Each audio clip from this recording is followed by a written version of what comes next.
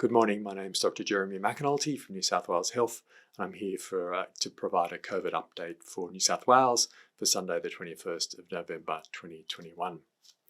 In the 24 hours to 8 o'clock last night, 176 new patients with COVID were diagnosed in New South Wales. In the same period, more than 55,000 tests were reported in New South Wales. In terms of vaccination across New South Wales now, 94.4% of people aged 16 years and over have received one dose of vaccine, and 91.8% are now fully vaccinated. Of people aged 12 to 15 years, 81% have received one vaccine and 75.3% are fully vaccinated.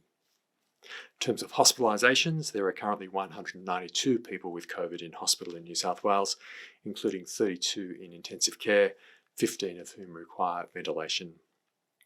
Of the people in intensive care, 25 have not been vaccinated, 3 have received one dose of vaccine and 4 have received 2 doses of COVID vaccine. Sadly, we're reporting the deaths of 2 people with COVID.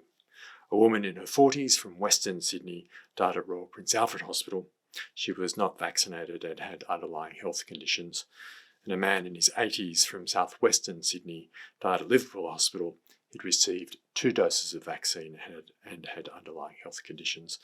We'd like to express our sincere condolences to the families and loved ones of these 2 people who have sadly died. If you've just returned from overseas, you must comply with the New South Wales Health guidelines, including requirements relating to testing and restrictions on attending certain high-risk premises.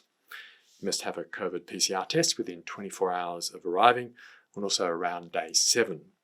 If you have no symptoms, you don't need to isolate while awaiting for these test results. Children and those with medical contraindications who are not fully vaccinated require similar tests and should have a further test on day 12. Until a negative test result is received on or after day 7, you can't enter any high-risk settings such as aged care, disability care, healthcare and correctional facilities. And especially in the first 7 days after arrival, please be really careful practicing social distancing and regular hand hygiene, wear a mask when indoors in public places, and continue to be vigilant for symptoms of COVID-19 and get tested immediately and isolate if you do get the symptoms until you get a negative result. Not following the guidelines puts your family, friend and community at risk, and is also a criminal offence and attracts heavy penalties. And in this phase of the pandemic, it's onus on all of us to keep each other safe. We're seeing a number of COVID cases in schools, and we're urging parents to remain really vigilant to help protect the rest of the school community. Symptoms in children can be quite mild and not obvious, so if they get any symptoms at all, please take your children to a testing clinic and for a COVID test, a PCR test. 12 to 15-year-olds, of course, are eligible for vaccine, and the vaccine can be received from any of the public clinics, your GP or pharmacy. So please don't hesitate if your child hasn't already had their first vaccine, and make sure they get their follow-up dose.